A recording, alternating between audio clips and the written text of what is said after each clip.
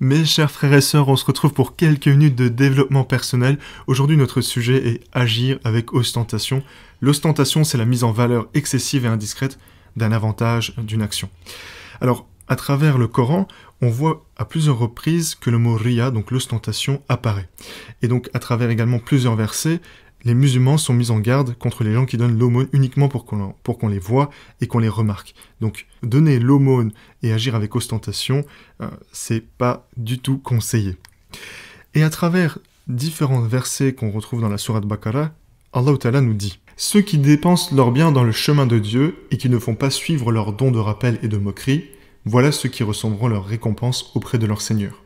Ils n'éprouveront plus aucune crainte, ils ne seront pas affligés. Une parole aimable et le pardon sont meilleurs qu'une aumône suivie d'une moquerie. Dieu se suffit à lui-même.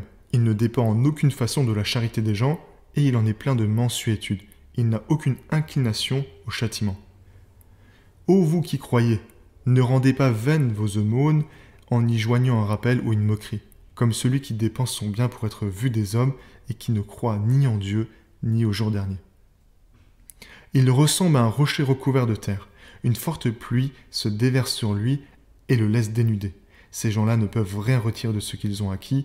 Dieu ne dirige pas les gens incroyants. À travers ces différents versets, mes chers frères et sœurs, on peut retirer plusieurs leçons. Premièrement, quand on donne l'aumône, la sadaqa, elle perd toute sa validité et toute sa valeur aux yeux de Dieu si le donneur, donc si la personne qui donne, agit avec ostentation avec le receveur. Donc c'est-à-dire, il lui donne de l'argent ou il donne son aumône pour la mettre mal à l'aise le receveur.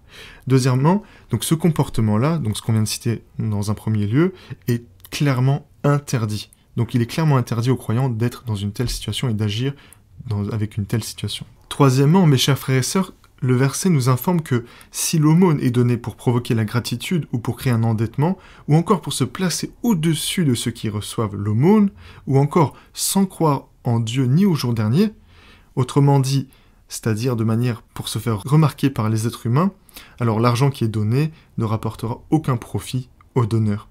Et quatrièmement, mes chers frères et sœurs, la situation d'une telle personne se compare à la surface d'un rocher couverte d'une fine couche de poussière. Et qu'une fois qu'il pleut, la pluie emporte cette poussière et montre la vraie face du rocher, donc c'est-à-dire montre que ces personnes-là, donc ces personnes qui donnent de cette façon, qui agissent avec ostentation, montrent qu'ils ont un cœur de pierre. Et si on devait, bien évidemment, prendre un peu plus en détail ces situations-là, mes chers frères et sœurs, alors comme vous le savez, l'un des buts fondamentaux de la sadaqa, ou encore de la zakat qui est l'aumône donnée de manière annuelle par chaque musulman, qu'il a acquis sur ses biens sur une certaine période.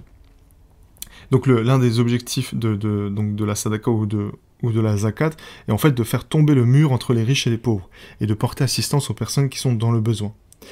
Et donc, en agissant avec ostentation, ça va à l'encontre de ce but qui est de casser les barrières entre les personnes qui sont dans le besoin et ceux qui ont les moyens de pouvoir apporter de l'aide et de l'assistance. Et donc, à travers ces différents versets, mes chers frères et sœurs, il faut agir avec sincérité et non pas avec ostentation.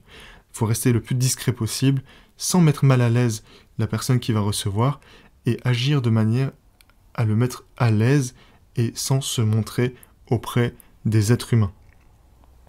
Sachez également, mes chers frères et sœurs, et vous le savez sans aucun doute, que même une belle parole ou un sourire est considéré comme une sadaqa. Donc essayons de maximiser nos efforts sur ces différents points.